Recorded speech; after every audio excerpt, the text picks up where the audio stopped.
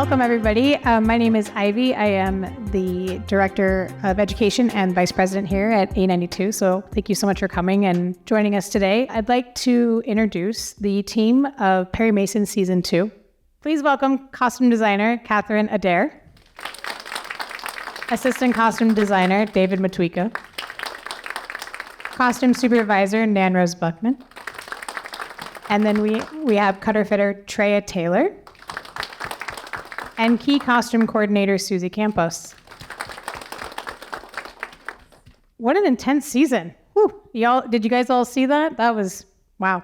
Perry got into a little bit of trouble, but I think he was also conflicted about what happened to him in season 1 and the situation that occurred at the end, which is very sad. I don't want to ruin it for those who hasn't seen it yet, but he had a lot going on, I think, with that season. He tends to. He does. Well, yes, he's a very complicated man, right?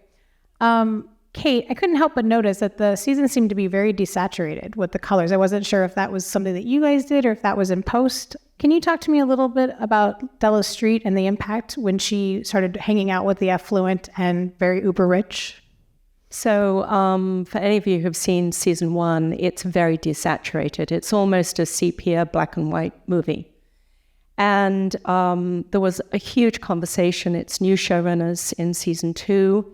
The world is blown open, so we're no longer I don't mean just downtown because they did an amazing job, but suddenly they wanted Hoovervilles and they wanted oil derricks and they wanted fancy parties and they wanted casinos.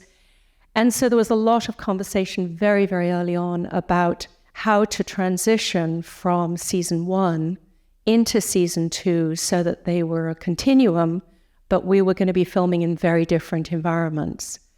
And then David and I started doing some research, and we found a dress that had been put on hold for more than 2.5 years.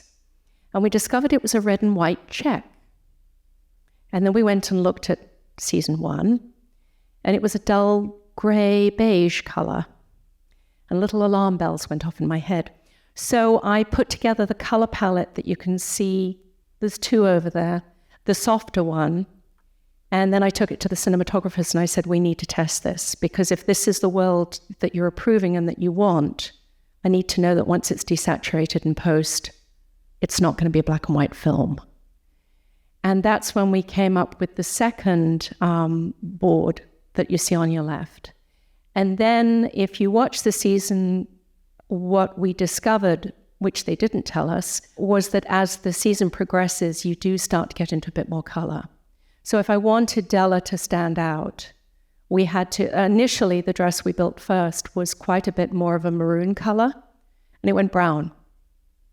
So actually the dress that you see on camera is the second dress that we built. So we were constantly kind of trying to find the juggle between being respectful to the mandate we'd been given from season 1, and at the same time bringing some life to it, so that since it wasn't going to be a black and white movie.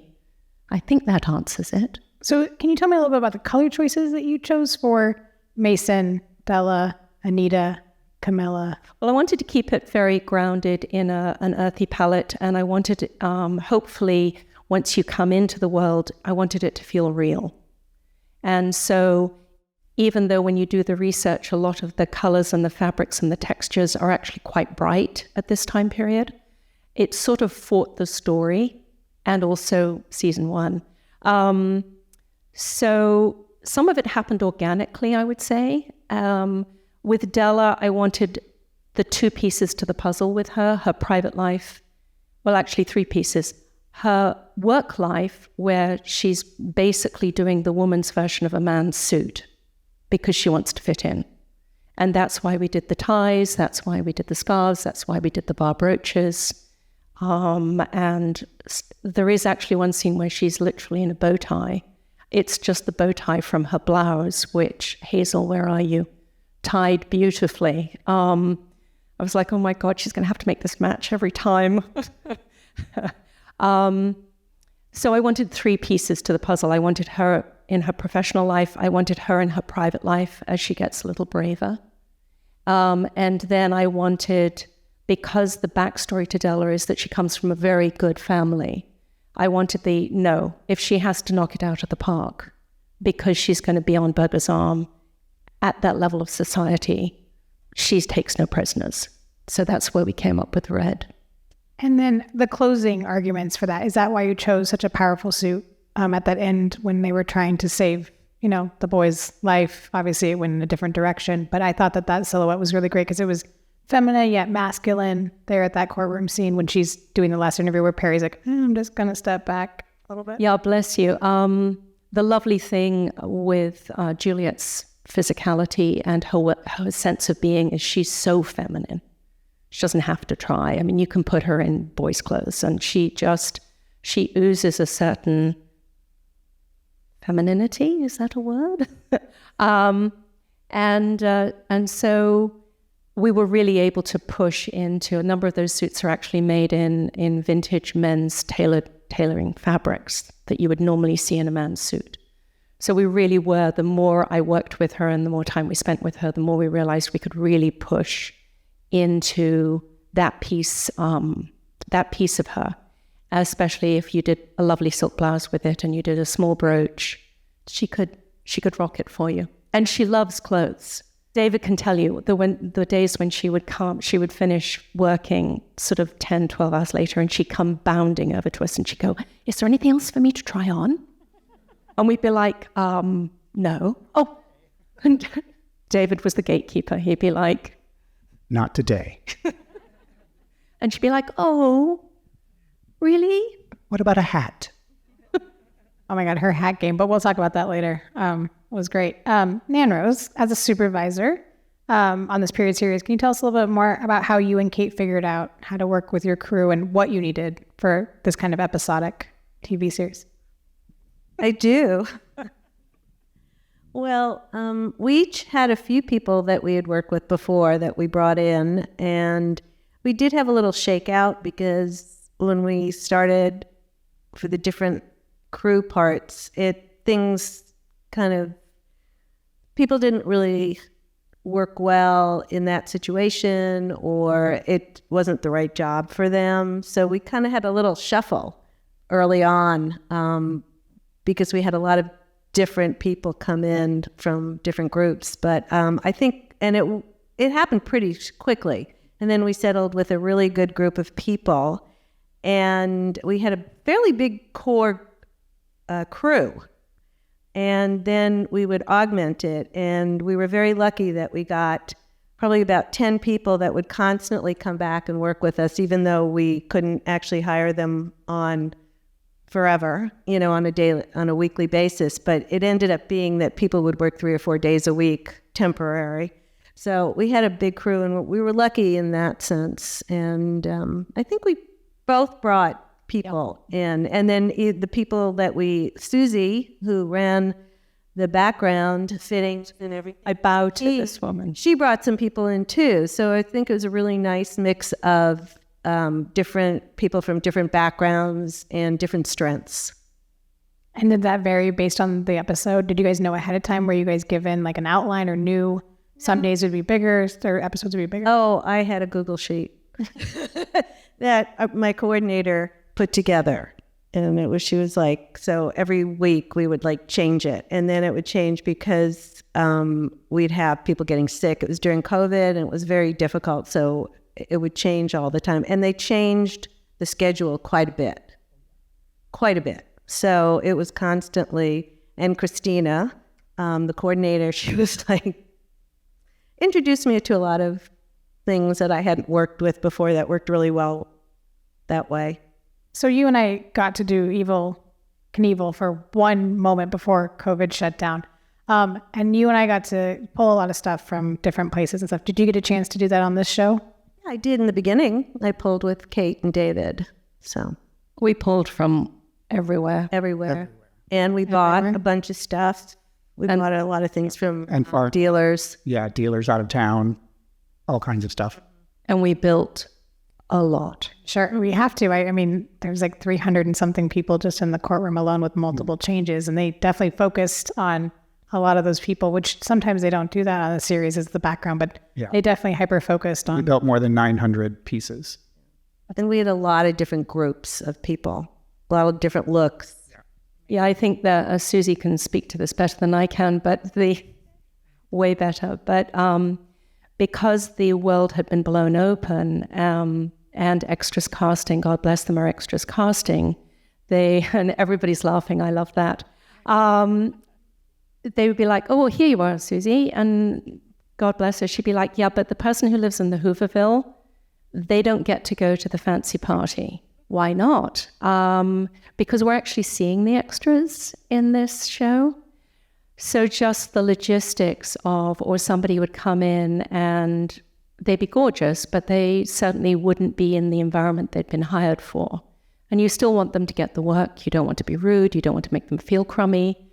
So I think you should speak to this, but we spent a lot of time moving bodies around.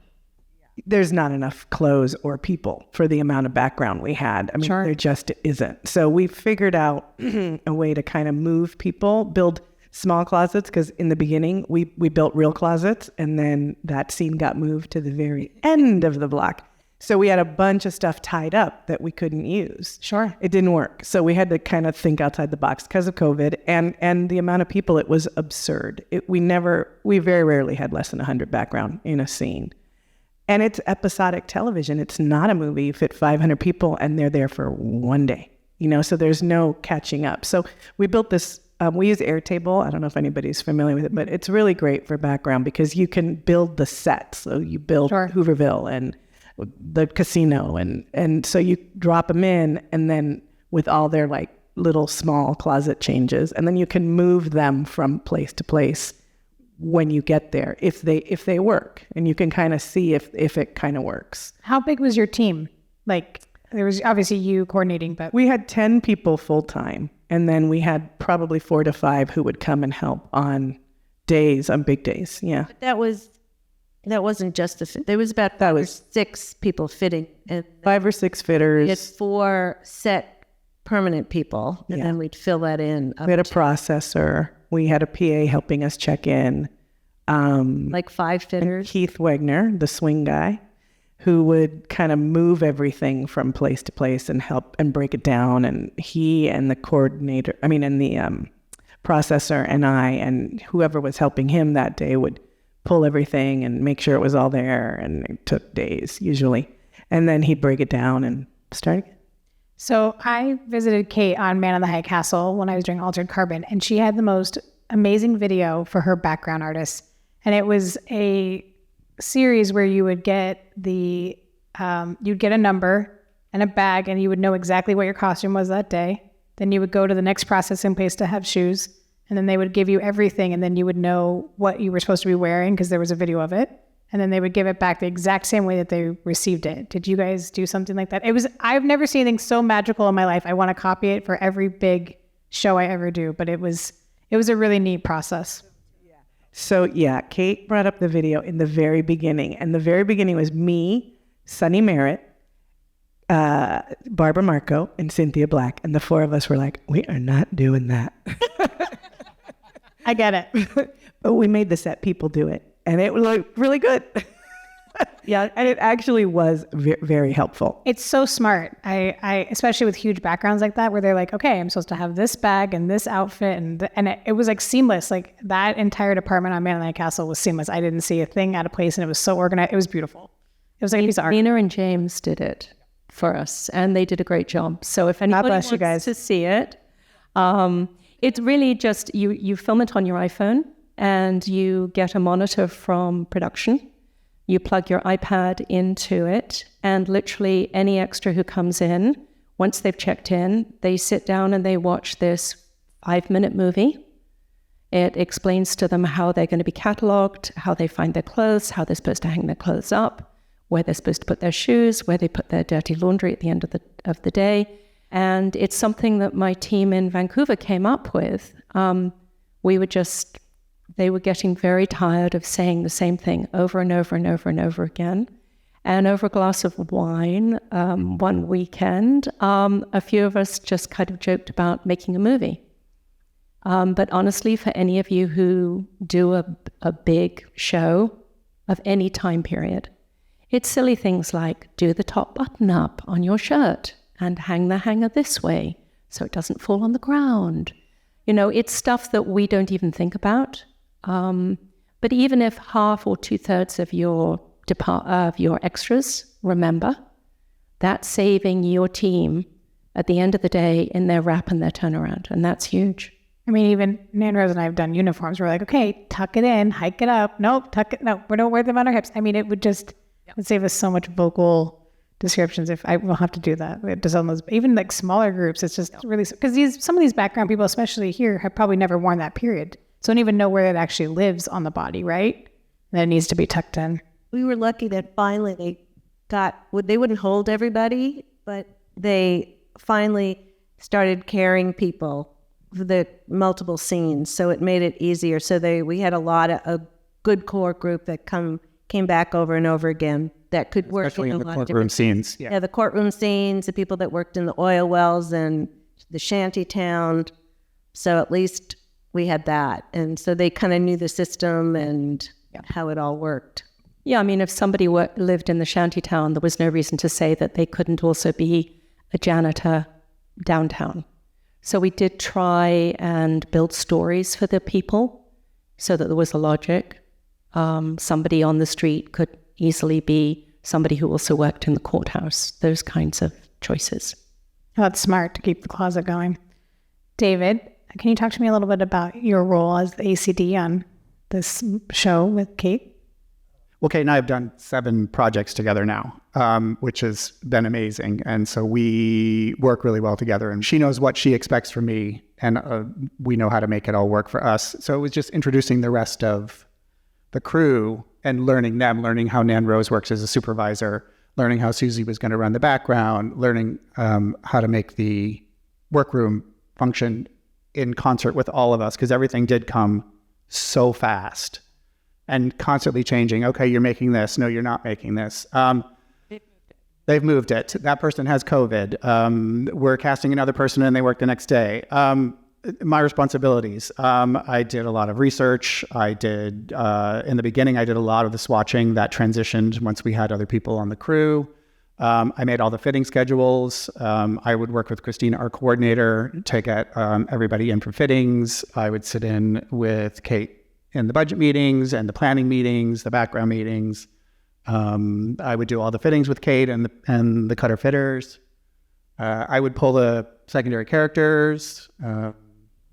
So I could go home and get my nails done. No, just kidding. No, not at all. If anyone knows Cate, that is BS. Not the case. I don't think you leave ever before anybody else does. You're first in and last out. I know that for a fact. Well, yeah, guilty as charged. Yeah. I think one of the reasons I'm so grateful to the CDG and Ivy and the Education Committee, and I need to say this before we babble on for too long,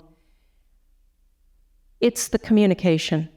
There is no way. I spent nearly 2 months doing research, and some of the books are over there, and we put it all over the walls in my office, in Susi's space, and anywhere else anybody wanted to look. And I think that really helped our actors, our secondary players, and our background, because they understood the world we were creating. But there's no way any of this would have happened without the cooperation, the collaboration, and the support that every single member of our team gave to each other. I didn't ever have, as they closed their computer. The passion and the determination of the team that eventually galvanized together was extraordinary. And the swing positions who, as somebody came down with COVID and we had to change the schedule, would come into Nanrose and say, "Where do you need me?" That's when it's amazing. Because then when you bring your team out and you sneak them out and you drag them all the way to Santa Clarita and the wind is blowing and there are all these people in depression clothing, they can see what they've helped you make. They can see, so to any of you, especially young designers, I would pitch to you, even if they tell you you're not allowed to share the dailies with anybody, screw it. Take those 5 minutes out, go and visit your background team that never leave the workroom or never leave the fittings. let them see what they're helping you create. Because certainly I think I would speak for all of us, that's the joy. I mean, Trea built a dress for Hope Davis that's in the episode 7. 7 or 8, yeah. And Hope, the joy on Hope's face when she put this dress on and became the character was palpable. Yeah, I had a pretty decent idea. David helped me source some really cool fabrics, but Trea's the one who brought it to life. Trea's the one who cut it to within an inch of its life and had handheld my actress through those fittings so that it looked as glorious as it did on camera.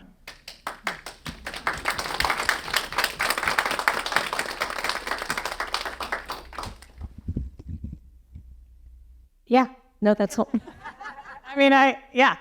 But speaking to the tailoring and cutting fitting, David, do you feel like that really helped you through this show, knowing that kind of construction? Because a lot of, as an working AC, I know quite a bit. I've been very blessed to be mentored by Salvador Perez, but building this stuff from scratch, I mean, we did a lot of stuff for the Mindy project, but this is like a different, I mean, it's period correct. So do you feel like knowing that basis? Yeah, absolutely. It helps streamline the process because I know more about it. I'm in 705 as a cutter fitter also. So knowing how to make the right choices or help make the right choices helps streamline the process. But I think my knowledge of it, whether or not I know anything about cutter fitting, is probably a better question if that helps. If that helps the cutter. Trea could probably answer that better, or Cate can answer that better if my knowledge helps. Yes. Emphatically, yes. You two, as you already know, you are one of my favorite design teams. I mean, the favorite, really, let's be fair. But it's because you both respect what we do in our little workroom. And usually it is a little workroom. You all know that. This was a lovely workroom with pretty good lighting, and Nanrose helped get better lighting. She was amazing. So we felt very well taken care of, and you respected our time. You, because of the COVID shutdowns and because of all the scenes moving around on us, I still, to this day, remember that prison situation where we were going to build these wonderful garments for these prisoners to wear, and the scene got shuffled so far ahead that you were like, oh, well, we're going to rent it, and it's going to look fabulous, and we're going to make it. It was the most respect I've ever been shown as a cutter fitter. I know that sounds like a strange, weird, small thing, but because someone didn't ask me to somehow create 8 costumes in 24 hours and stonewash them somehow, like it was that was just one example, but she had and he had so many opportunities like this where we made such amazing garments because we could. We had an amazing team of craftswomen, and the skills with silk that these women have, oh my goodness. Kelly's here somewhere. Kelly's here. And Yeah, Kelly, you rock. I've never seen such beautiful, beautiful work and the time to be given to do it. That was the biggest boon we've ever had. Yeah, background was crazy, I'll be honest. That was nuts. But the principals looked fabulous and were beautiful, and they loved their clothes, and they loved being a part of the show, and you guys gave that to them, and you gave it to us to help give back.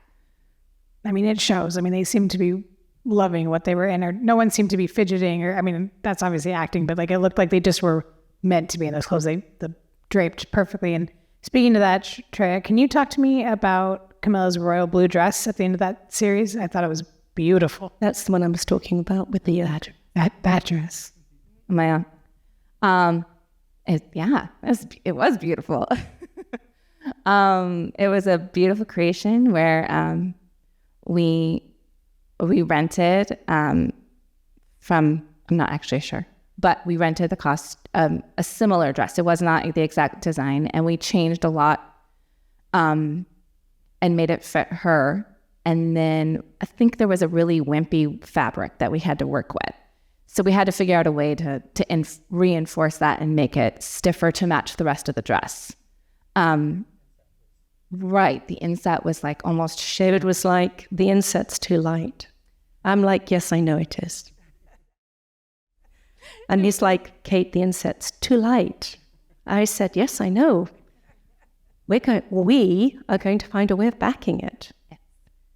The wonderful thing about David is that he's very protective. I should explain, I do actually know how to sew and to pattern cut, but not to the level of any of my team. So every now and again, one of his great strengths is how protective he is of what goes into the workroom.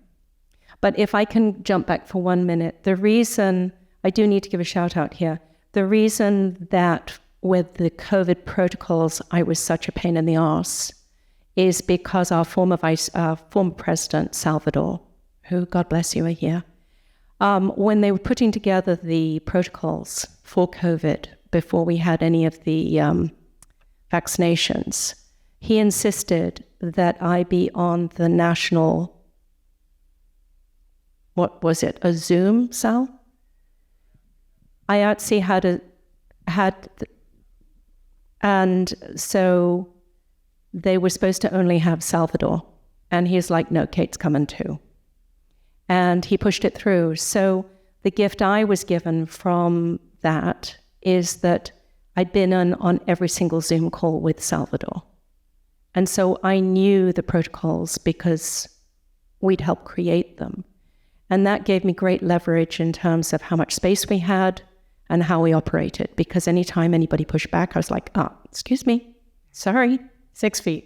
You gotta have 6 feet. 6 feet. Sorry, I actually helped write these. And they'd be like, oh, okay. Now, the fact that I didn't write very much of it, they didn't need to know that bit. But thank you, Sal. That was a huge gift, especially on a show this size.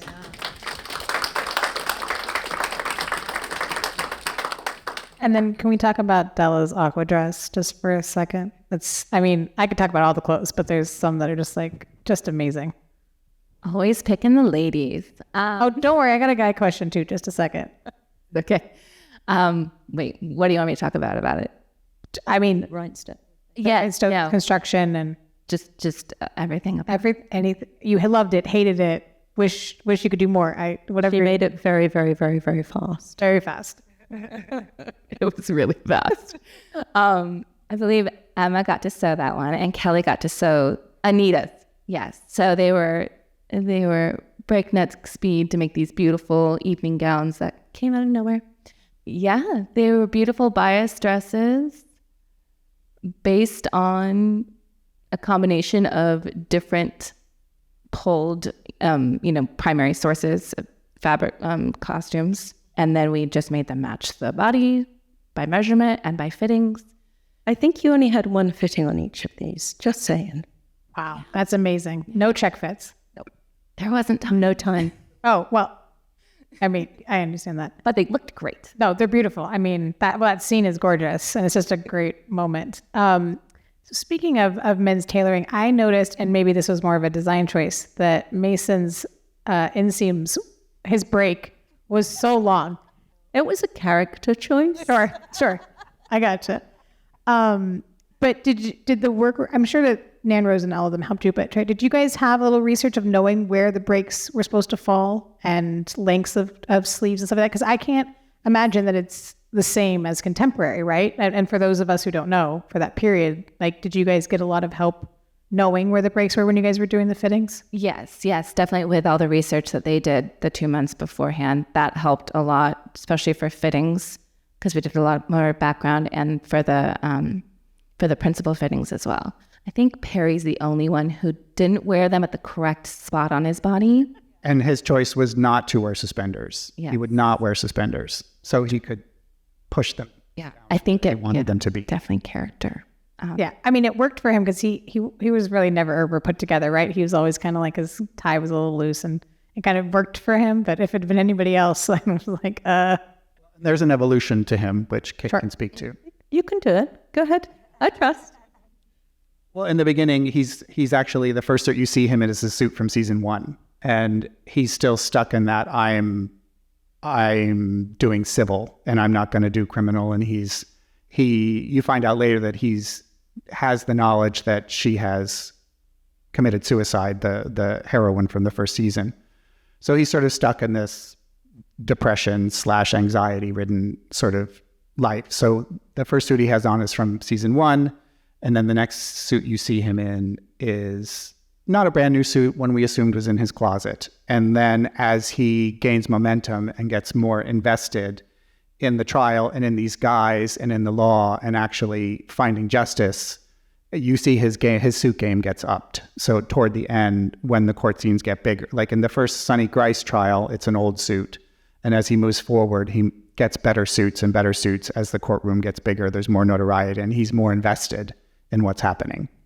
And then he does improve how he dresses a little, which was the brave task of Gil, who's also here, and finding that balance, because Matthew's extraordinary actor and very detail-oriented. There's nothing capricious or vain about him at all. But he's very, very focused.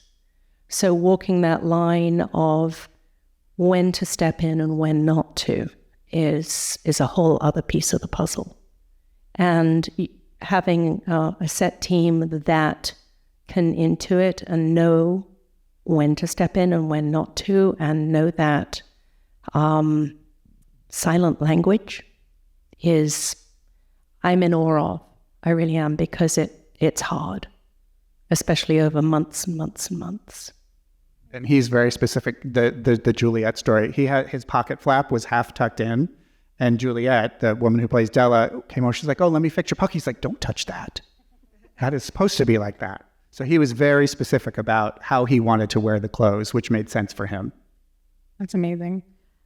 Susie, I have a question about the 300 plus background in that courtroom scene.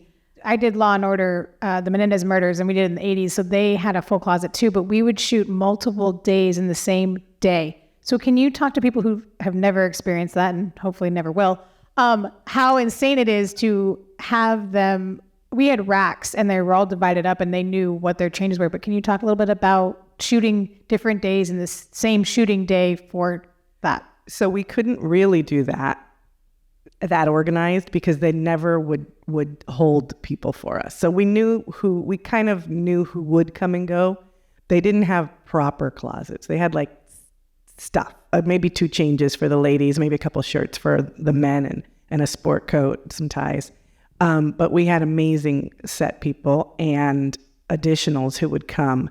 And yeah, we would roll racks out of extra stock. And as they moved days around, if they had seen someone too much in the few changes that we had, they'd rush them back and they'd change them. And it was all day. It was crazy, but we had a really good team. And I think, again, to what Kate's saying about working together, I mean, it was a really good team. These two here never once were like, well, why isn't she in this? Or how come nobody tried that? Which is so easy to do when you're not in the fittings. And we've all had those fittings, right? Where you just can't get anything to work. And they got that without having to say it, and they were in it with you. I mean, they were always there in the tents, changing everybody and making it look right. Nanrose got us what we needed. She never, ever said, well, it just has to get done. She always said, how can we make it happen? Like, she'd talk to Keith and I and be like, what do we need? And she got it. And everybody just did whatever needed to happen. Like, if somebody could break away during fittings and help them dress these people or switch them over, they did. Everybody did everything. And then you get a group of people that are really invested, right? And it's collaborative, which is what we all loved about this job when we all started doing it. And somehow it has become so compartmentalized. But I think when everyone comes together and makes something, we're all in it, like it's all of ours, right? So everybody looks good, like every fitting matters. We always had, and I never had to ask for this, you just made sure it happened. There was always one member of the background team next to the monitor. It's very easy to go, oh my God, thank God, we've got those 350 people done. What's next? But it's the person who's behind the monitor. Like Nina, we were in the soup kitchen and Nina's right next to, and this was early on in filming, so I didn't know Nina very well. I knew of her, but she didn't really know David and I yet. And we were filming near downtown in a courtyard that they turned into a soup kitchen with about 350 extras. And the next thing I see is this little tiny blonde head disappear and rush into this group of people all dressed in 1930s clothes, and they're just about to roll. And I'm like, shit, what's she doing? And then I see this little hand pick up a hat and turn it around the correct way and disappear back down and run back and go, did I make it in time? That's why when you look at the show, and I can't take credit for this piece of it, that's why when you watch Perry Mason season 2, one of the things I'm most proud of is our background. Because my background team, that's what they did every single day.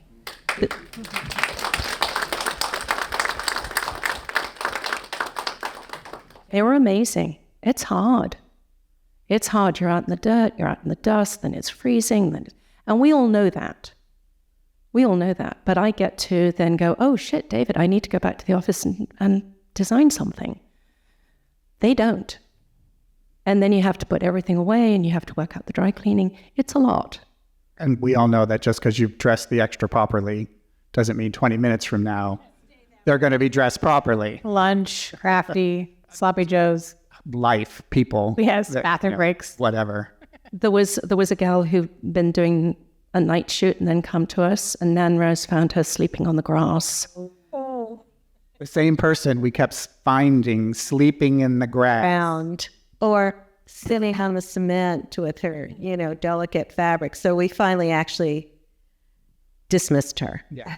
We gave her many tries, but we finally had to tell them not to send her anymore because it was bad. But I thought we had a great crew, and everybody really got along with everybody, which that was really important. And everybody did a really fabulous job. So even the people that weren't like on our, consistent crew, they were there basically through the entire process of months. So everybody, for the most part, all our day players really knew the show because they'd been coming numerous times. And some of them came like 3 days a week. So, and I have to say our line producer was extremely supportive and pretty much gave, I think after the first time when I went in there, I was like, oh my God, I have to hire more people. And she's like, what do you need? And it's like, I need 2 more people on a regular basis. And then after that, they never questioned anything. And it was just like, this is who we're having. So I felt very fortunate that way, that we have a crew that we needed.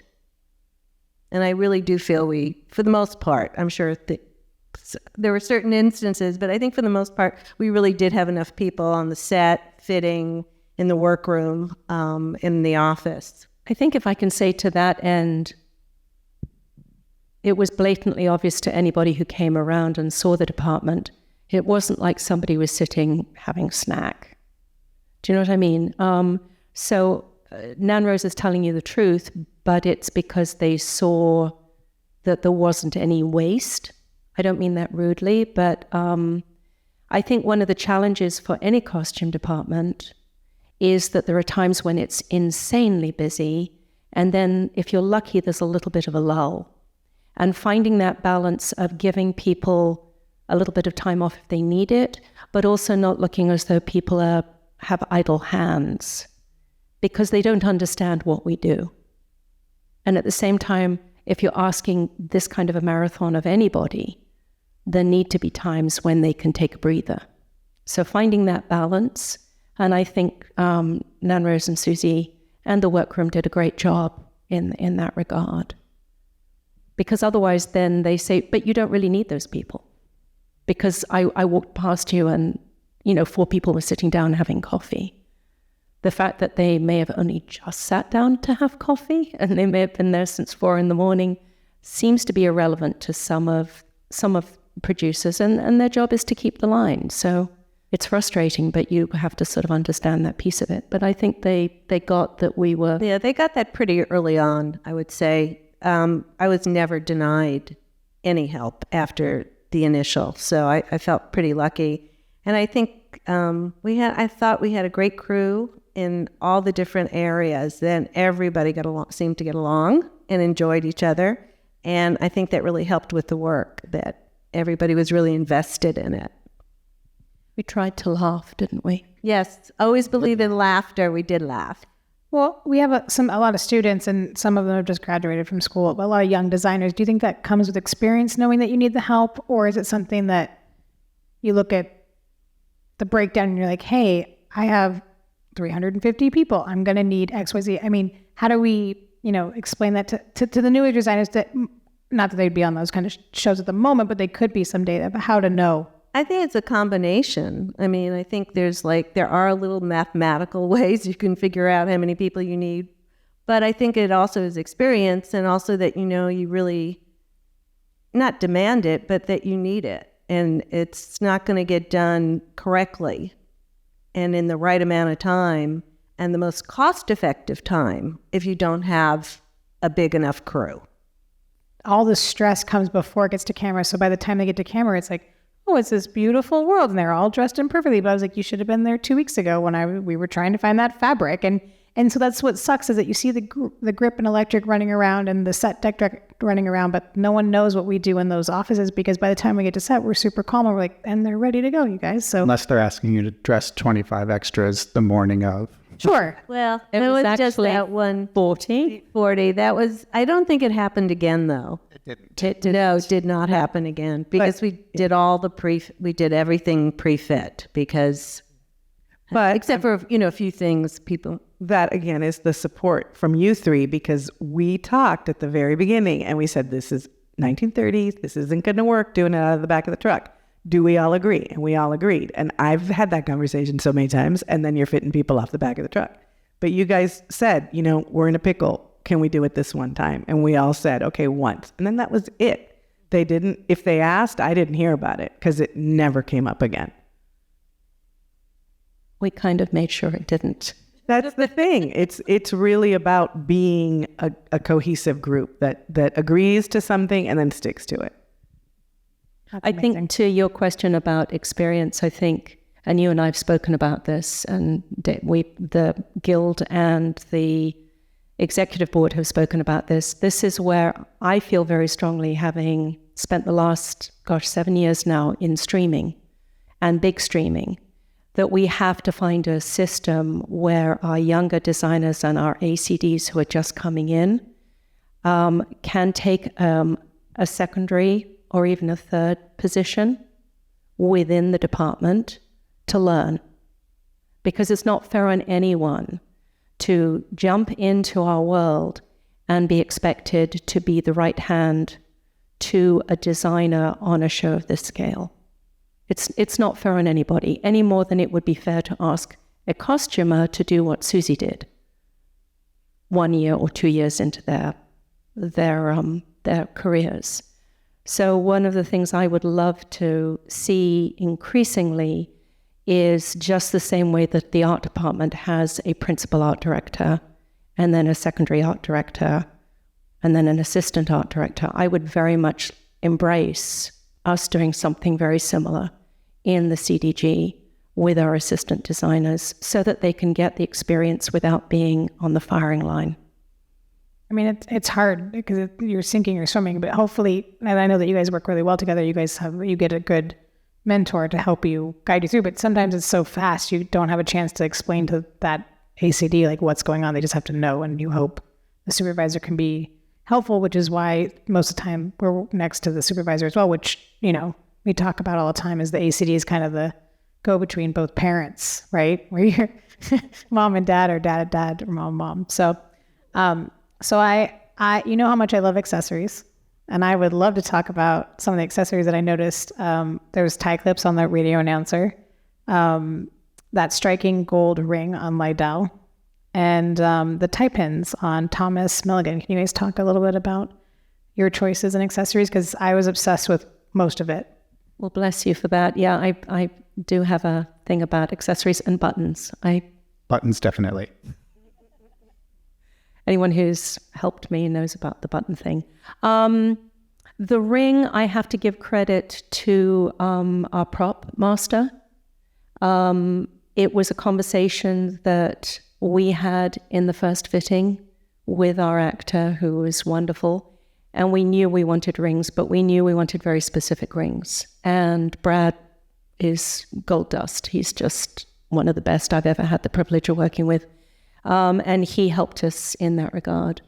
And then in terms of when I was doing the research on menswear, it's all those lovely little details. It's the French cuffs, it's the type of cufflinks, it's the type of tie bar, it's the type of, all of those little things suddenly take on a whole new precedent, I think, especially when you're doing that much menswear. Money played into all of that, of course. The more money, the people with less money definitely still had some of those things, but they were not, as nice. I saw a lot of paperboy caps, which I love and own myself. And then there were some really good hat games with Bella. And then Sophia's straw hat. Was that some thing that you knew you wanted to do, or you just found it and you knew it was perfect for her character? A little bit of both. I wanted it to key back to an earlier time, so it is of an earlier period. When you start to really look at the photographs of this time period, there's such wonderful detail and pride that people had in the little things.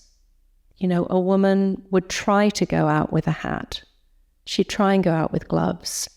So especially with the aunt, I wanted the first time that she comes that she's put on her crocheted gloves. They may be the only pair she has left. I think the other mistake that's very easy to make, and I had to actually not fight, but certainly stand my ground, I would say, even with some of the producers, even though they were lovely, is it's very easy to say, unless they're rich white people, they need to look scruffy. And I was like, excuse me, no, absolutely not. Because and the gift I had from this time period is that the research and the photographs are there. I mean, there's a wonderful photograph of a whole train station full of native Angelenos waving goodbye to their family members who were being sent to Mexico. They had never been to Mexico. They were born here in Los Angeles. 4,000 of them were sent to a country they had never been to. It's very easy to forget those pieces of history. And I felt very passionately, and I was blessed with a team that backed me up, that we didn't fall into that trap. You may only have one lovely dress left, but it may be your best dress. You're going to wear it.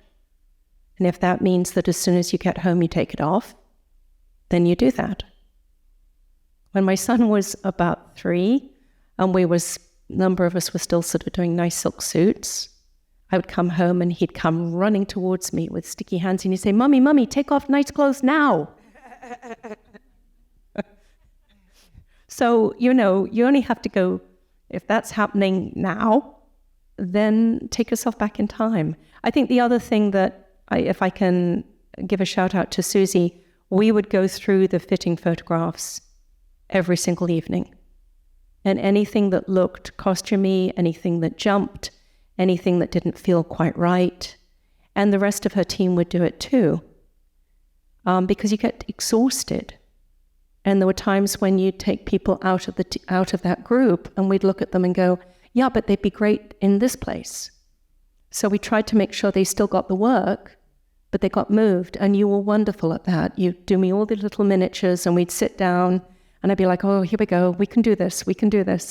And we'd have different people look at them, because different people would see different things, right? No, yeah, it was really good. And again, very collaborative. And everyone, and she did say that from the very beginning. She said, we want to be really respectful to all these cultures that we're seeing. We don't want to, just because we had this Central Avenue, which is an African-American neighborhood, it doesn't need to be, they don't need to look homeless. They're respectable people who all are working and have incomes and have costumes, wardrobe and gloves and hats and the whole. And we tried really hard to do that, to honor that. There was a very affluent African-American community at this time. And they had businesses. Some of them were doing very, very well. And because of the prejudice, as in most cultures, even today, if your community is in jeopardy or looked down on, there is more of a reason for you to dress in a way that makes you less vulnerable to criticism. And I think that's true even today. Speaking of that community, can we talk about the Converse? I loved them. I want a pair. I might paint a pair, but can we talk about that story? Because I didn't realize that they were so far back in I thought they were in the 40s or 50s, but it's neat that we didn't either. We had to do research on that. Converse had existed for 3 years in 1933. And that pair, that color combination is actually based on a photograph of an original pair. So that's why they are those colors, because that's a photograph of a real one. It must have been very expensive then. Or were they not a common, So we got a white pair because we needed multiples on them. And then we painted them. And then we got the art department to copy the logo that was at that time. And that got put over the circle that we know now. The laces got changed. Yeah. It was cool to see that they were around back then, because they're not as common, I think, until later on, right? In the they're not a lot of research. I've never seen research. People didn't wear them in their everyday life very often. That's why it was a thing when they were like, oh, some grown man wearing sneakers in the script, because they were really just for athletes. Oh, God. They weren't like wearing them on the street. People wore shoes. Right. They did want a white pair, and we were like, no. So can you talk to me a little about speaking of research, how did all of you guys go about, did you divide and conquer? Did you figure out, based upon the script, did you guys just do an entire world on Perry Mason's time period? I love research. Research makes me happy. I desperately wanted this job. And you didn't have to be a rocket scientist to know that it would be something that any number of my fellow members of the Guild and colleagues would also have enjoyed doing and also have done an amazing job at. I should preface this. So I thought, okay, well, at least I'm getting an interview on it. And if it doesn't happen, I don't want it to be because I haven't at least gone in there with my best foot forward. And again, this is a conversation that Sal and I have had a number of times. Of how much do you do for a job? You don't want to give up the store. And at the same time, you want to go in and say, I could do this for you. So I had done a fair amount quite quickly. There is one image. Every now and again, if I'm up against a time crunch, I get my wonderful partner and husband, I'll stick him in another room and say, if you can find anything interesting. And I think actually on this particular occasion, I need to give him credit because about 2 hours before the Zoom meeting, he came in. I was like, not now. I'm getting ready. I'm getting in the zone. He said, no, you have to see this photograph. He'd found a photograph of a new subdivision. It's of this time period. A new subdivision, and there are cars with large, long pieces of string with giant blocks of ice. And there are women in little skimpy bathing suits sitting on top of the ice. And it was a race. And it was to promote a new subdivision on the outskirts of Los Angeles. And I was like, you're joking. And we double-checked the cars to make sure that it wasn't some piece of rubbish. So I said, okay, we have to slide this into the slideshow somehow. And 10 minutes before, he helped me get it into the slide presentation I did. And one of my showrunners, and it was towards the end, because I was like, they'll either think this is hilarious or I've lost the job.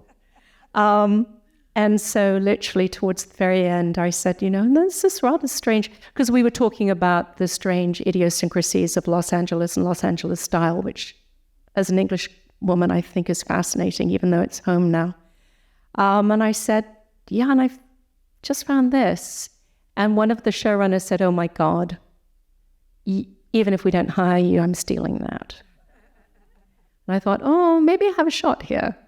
And then in the end, they couldn't figure out how to put it into the show. But so I love research. And then once they hired me, then I got David on board. And then as the team grew and they kept adding stuff, now we need bus, now we need this, now we need that. Some of the rest of the team helped us. But I would say the vast majority of it was David and myself, just because then I've got eyes on it and I know what it is. So you'd say for our students and newer designers to always be back up with research for your shows? Always. Yeah. Can we talk about Jenny Ames's high-waisted pants? I just am obsessed with them. Lee Jeans actually was doing at that time, I don't know if they're still doing it, they were doing a line of vintage reproductions. So we found a pair of 1930s reproduced Lee jeans. So that's what those were. They're like beyond the ribcage jean. They're like, she looks like she's a walking hanger, but they were really neat jeans, rather than neat jeans. So, well, that's all the questions that I have, except for one. Can you guys talk a little bit about your background on how you guys kind of got started in a couple of sentences for our students and newer designers? I worked in clothing manufacturing for a while, right out of college, and I didn't like it. And someone I knew was costuming, and I grew up in LA, but I didn't know anybody that was in production. And I told this woman that I knew, okay, I'm ready to try it. And she had an independent movie that was going to go. She knew someone, and I got hired. I made $25 a day, and it was a 6-day shoot for 6 weeks, so you couldn't really have another job. But I loved it. I pretty much joined the circus and have not looked back. And then I just kind of worked with really good people. And I think, I do have a background in clothing and I understand construction, but I really think the biggest thing is to be open, because when you are open, you're always learning, and you can learn on every job. I've learned from these guys on this last job. I never had done period and episodic. I've done both separately. The two of them together is bananas. And I learned so much. I think that's really the most important thing. I think you tend to call me a unicorn, don't you? Yeah. I always wanted to do this. I went to art school. I did 2 years of what they call in England a foundation in art, specializing after that in 3 years of set and costume design, specializing in costumes. And my godmother was a children's dress designer in England. So I had grown up sewing and sourcing fabrics and buttons. I remember at a very young age her taking me up to London. And she also loved buttons. So maybe that's my homage to my godmother. So I've always done this. When I first came out of college, because I trained in England and moved to the States because my parents emigrated, I would do anything anyone needed me to do. And because I was good in a workroom, I remember altering clothes at the Washington Opera so I could see the designs and see the beautiful clothes that had come in from all over the world. I made wedding dresses. I did alterations. I worked in theater. I worked in theater costume shops. I did aging. I did dyeing. I did anything that anyone asked me to do. And then slowly transitioned into doing some film and television when it would come into Washington, D.C., because that's where I was living at the time. I taught. I designed a Shakespearean company, touring company for 10 years, and then ultimately ended up here. I went to college for acting. And I ended up in the costume shop as part of your requirement, that put you all over the place. I was on the running crew of a show, and the grad student who was in charge of all the undergrads got sick and went into the hospital, and they were like, "You're bossy, you're going to be in charge." So they put me in charge. The next year they gave me a work study job in the shop. and I did not know how to sew at all at that point. They taught me how to sew. And this was in New York, and the two people who ran the undergrad shop had actually been grad students there and were young, sort of up-and-coming designers, and I started working for them on their outside projects, doing, whatever. I didn't know how to do anything, but I was cheap. So they were like, do this, do that, and I just learned, and, luckily they turned out to be masters of their jobs and are very successful. So I learned a lot from them. I learned how to swatch things, make things, look at something and see whether it's balanced or whatever. Learned how to make clothes. I worked as a pattern maker, came out here, worked as a pattern maker. I've been in 705 for 13 years as a cutter fitter. Cate hired me as a cutter fitter on a job. And we went to Austin and had a wonderful time on another crazy show. And then came back to LA, and she called me up and she said, well, I have another show and I would love you to come work for me, but I want you to be my assistant. So assistant designer, yes. And so that's how I got to here. And 7 projects later, we're still doing it. It's all my fault. It is. I went to college and studied costume design, and I got an internship at the Seattle Rep my senior year, and they asked me to stay to be the assistant designer because the person was leaving. So I was in Seattle for a number of years, and I designed in the theaters in Seattle and the regional theaters. And when I first moved down here, I actually I did some work at South Coast Rep. And I moved here because all my friends in New York in theater were moving out here because there was no work. So I thought, okay, I'll go to move to LA for a few years. And I ended up 30 so years later. So I mostly was working in television, designing, and then I decided I was getting a little bored. So I wanted to work on some films. So mostly then I was like keying and assistant designing. And maybe about 8 or 9 years ago, I switched to supervising. So I have done pretty much, and I know how to sew. Not enough to be hired out, though. And I have a very strong background in period clothes. So I've kind of done almost all the jobs. My name's Trea Taylor, and theater background in college, then to bridal, then to men's suits. And that's how I got in the union, was with men's suits. And I get to be a lovely men's Cate Taylor from now on. Yep, that's it. And it's really fun. All right, we're going to open it up to Q&A, but I have the first question. I am a working mom, and I would love to hear from a few of the working moms up here how you guys balance your work-life mom world. Village. Yeah. I think that when I had been married 13 years. I was 39 when I had my son, and I just did not understand how it was going to work. And a costume designer that I work for said, you're never going to be 100% at anything anymore. You could give like 85 everywhere you go. And I think that's true. And I think you have to work with people that are willing to work with you. And I say that whenever I interview for a job, we do the whole shtick, and then I say, there is this thing, I have children, and I need to see them once a day. And I just know how this industry works. And once you're at work, you don't know what's going to happen that day. So there's no guarantee that you can just leave at 6:30 or 7:30 or 8:30. You don't know. So my thing is, I drop my kids off in the morning. It's not for everybody. I get it if it's not for you. I always say this. No problem, no harm, no foul. But it's what I need to do. I need to see my kids once a day.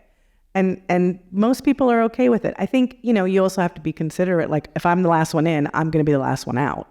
And that's on me because that's the choice I made. So you don't take advantage of people. But yeah, I think you have to work with a good team that gets it. And 85% is not bad. It's what you can do. It's almost an A. I love it. It's also 85% of one person is 300% of somebody else.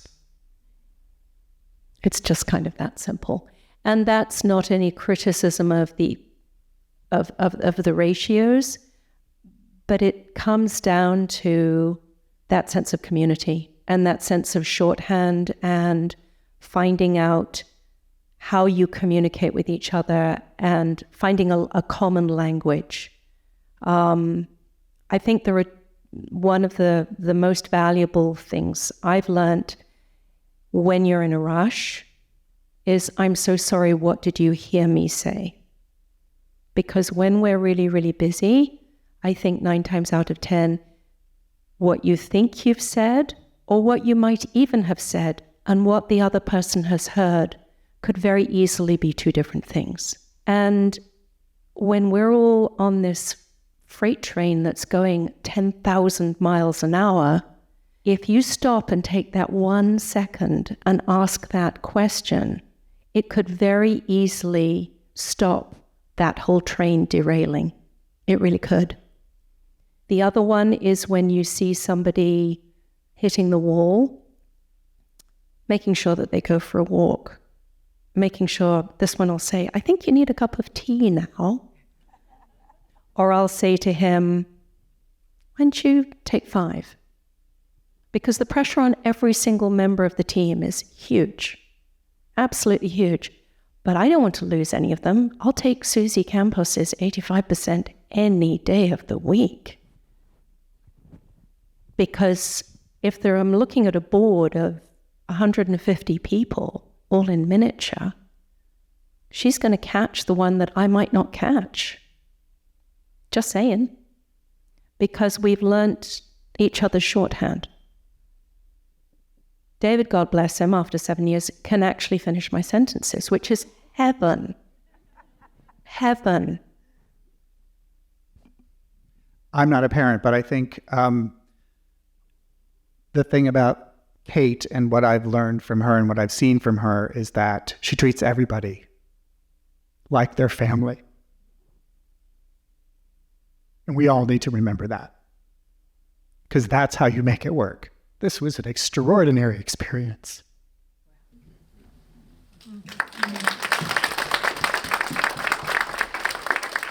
I get very emotional, sorry. But that's the truth. Like, this is your family. You're with these people more, and other people have said this, you're with these people more than you will be with anyone else while you're on this job. And we have to take care of each other when we're our best and when we're not our best. You can't dismiss somebody when they're having a bad day. You have to accept that they're having a bad day and help them have a better one. And that's the key to being successful. Like, you have to make accommodations for people when they're at their best and when they're not at their best. And this woman does it unflinchingly all day, every day. And that, I think, is what made it such an amazing experience. And it's testament. There are like 10 people in this room who are on the show. Stand up. Everybody on the show, stand up. This is the reason that we were successful. We had an amazing crew of people who looked after each other.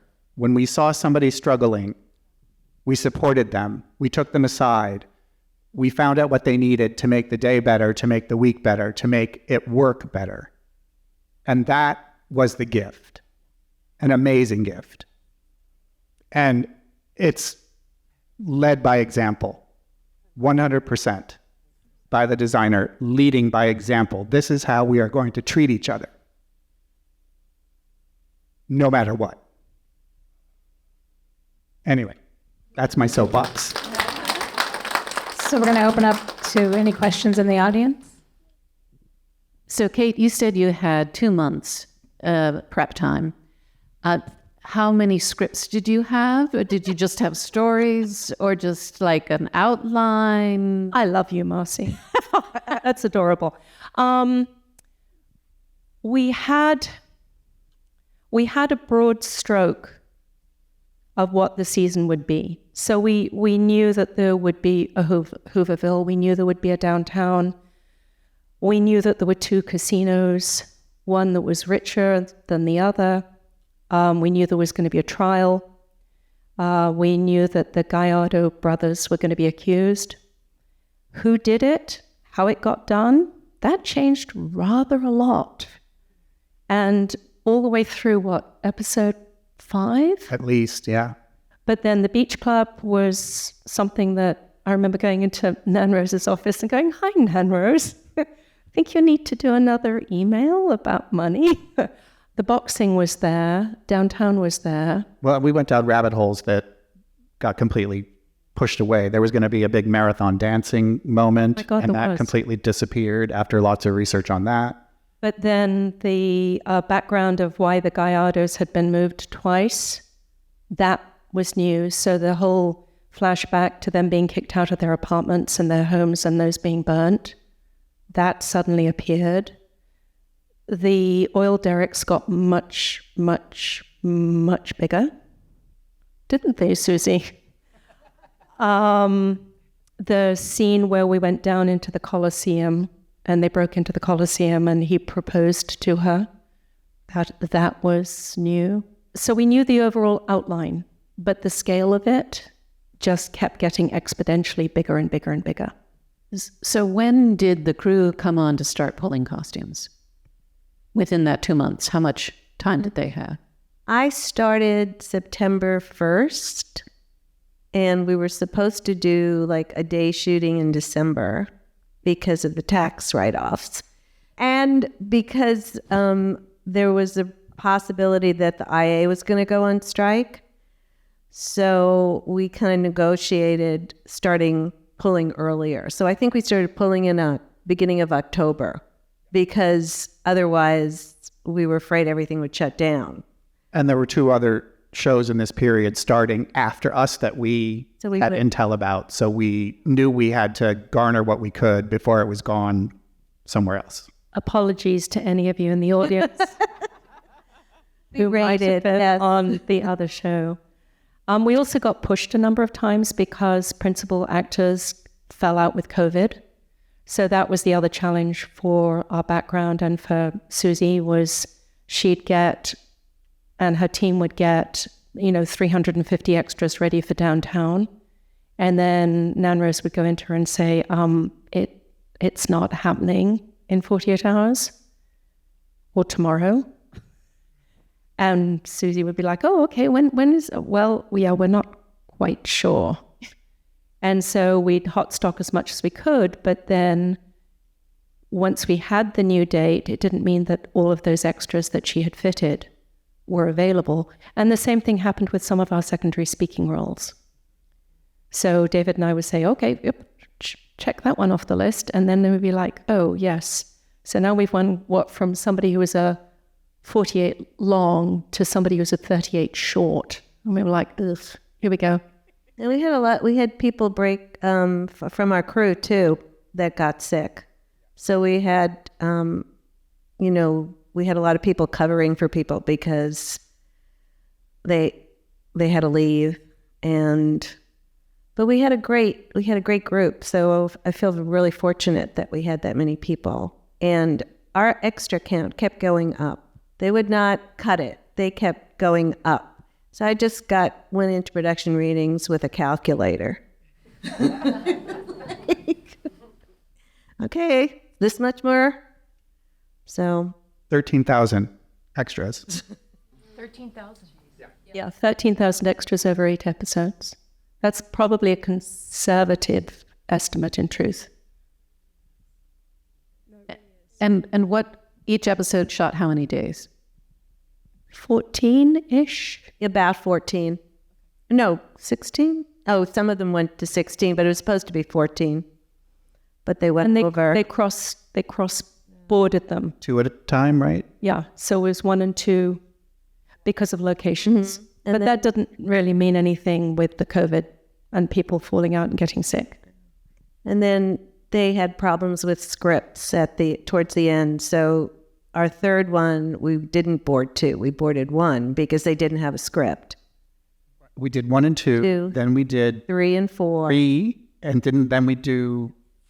We did 3 and 4. And then we did 5. And then we did 6 and 7. 7. And then 8. And then 8. The budget was, I think it ended up being about 1.5 million. I think it was a little more than that. I think the original budget they gave me was about 1.4 or 1.5. Oh, it was more than that because we actually went over about 500,000 because instead of being 2 rental periods, we went into 4 rental periods because of all the problems. So most of it was that, and also they would go from like 75 extras to 250 extras. So we went up quite a bit, and I was, at the end, I was like, oh my God, we have to have a meeting. We have to have a meeting. And I got all this stuff and from the rental houses at the end, and they kept changing the time of the meeting. So I was only there for like 10 minutes. And I have to say, they didn't really blink an eye because I think we were the least over of all the other departments because of those reasons, because they didn't have, I think mainly the script problem seemed to be the most. Well, also you were very smart about going in and saying this is how much time we need after we wrap to do the mending and the repairs on the rentals, because they'd had some challenges with L&D on season 1, which they'd been clear about. But the other thing I learned from Nanrose just recently is that the trades were 3 to 1. In the olden days, if you messed something up, right, you could trade it for something that was comparable. Well, now there's a lovely new thing in town called 3 for 1. Yeah, it used to be just Palace, but now pretty much everybody wants 3 to 1, and they're more particular. And I have a very good relationship with everybody, so, and even I couldn't get it. Although I think I did at Western a little bit because we ended up getting some other stuff. Well, and also Western was great with some of the things that you think you could rent. They didn't actually have what we wanted. So we managed to negotiate with them. I designed it, or we found a period piece that was correct. And then we agreed on a fabric. They had them made, rented them to us, and then they went into their stock. But then there were things like the nurses, which I'm particularly fond of, which I think Trea did actually. I couldn't find nurses of this period that I liked. So we had to have those made. So there were a number of those kinds of things too. Hi, I was just wondering where you rented, but you answered it was Western mostly? No, not mostly. We did pretty much everybody in town. Okay. We did Ian Drummond in Toronto, and even something in Albuquerque. We did some Albuquerque. We also did New York. Yes. We did Catherine Nash. We did Helen Uffner. Went all over. I'd say the bulk was American and Western, but we went pretty much to all over. Thank you. Thank you. I would like to know, who were your fabric suppliers? Did you ship it from New York, from England? Did you get it in Los Angeles? Yes. Because it's not easy. No, it's not. You're right. To answer your question, yes, things came in from Europe, not just from England, but also from Italy. Yes, New York. Yes, Los Angeles. Did we get anything from our friends in Canada? I'm trying to think. No, I don't think so. We also found some of the fabrics online as well, and some of the wholesalers as well, especially with the silks. But that's the other reason I was saying to somebody just before we started, there are lots of wonderful prints at this time period, but the dyes are very specific. And again, with the desaturation, there is print in the show, but I used it cautiously. The dress that we have the little photograph of, I did do quite a lot of, much sometimes to David's chagrin. I am quite big on finding pieces that are beginning to fall apart and hand washing them and then backing them and integrating them into new pieces of clothing. So there is quite a lot of that in the show. Della's dress that she wears to the women's club, all of that yoke and the sleeve is all a vintage dress that we found that was somewhat shattered, that I took home and hand washed very carefully a number of times until all the colors came back in. Camilla's green dress, the whole sleeve, that's a piece of vintage silver, because you can't find those fabrics anymore. And we didn't have the budget or the time for me to actually have fabrics produced. We also used a lot of vintage wools, and we used some contemporary wools that we washed so that they got a little heavier and a little denser, so that it gave them more grain and more of a period. What is the Airtable program you're talking about for the background? I don't know this. It's really good. I learned about it on Babylon, and it's kind of like it's not really a spreadsheet. It's like Dropbox and Spreadsheet had a baby. Yes, thank you. That's exactly right. It is. And so you can actually drop the photo in right after you take it. If you don't, and it just goes into whatever file you're working. Like if we were working on Hooverville, we'd take all the photos and drop them in. And then you can move from table to table. So you can create it's like a file of photos. You can create a new photo file for every set. So you can move people around. You can drop new people in. It's pretty great. I used it for the MTO stuff as well, because you can create your own grid with different boxes and needs, and like, okay, this is the date we sent it, this is the date we got it back, here are the swatches, this is where it came from, here are the measurements, here's a photo of the sample, and you just drop and drag into it. You can put text, you can drop in photos. It's really a great thing. It's super user-friendly. It's super easy. And then you invite people to it. So your casting person has access to it. So they're seeing what you're seeing. So all the names and numbers there's a photo with, how they love to have people, they never do the number thing. And it helps us a lot. So it's all in one place. And you can invite your ADs, your costume designer, whoever you need to. It's all in one place. It's really pretty easy. The other thing Susie did was there was a different numbering system for each area of the show. So the people who were downtown people had a different, you had a first prefix, yeah. Prefix. So they were like in the 200s or the 2000s. And then the people who were in the courtroom were the 3000s. So you could track them that way. Which was very helpful. And then those mini boards went to the set. So that meant that the crew who were dressing the extras had a point of reference. So if somebody said, no, I'm supposed to be wearing it like this, they could go, Keith could, in his charming way, go, yeah, actually, no, because here's the picture of you. And all your set people can access it too and zoom in to see, what the tie is or whatever. So it's really helpful. I have a question about shoes. Clothes too are disintegrating, but shoes, especially in the 30s, they're too small. The period shoes. Did you buy a lot of reproductions? Did you go to Zappos and find things that kind of looked 30s or? Yes to all of it. Yeah.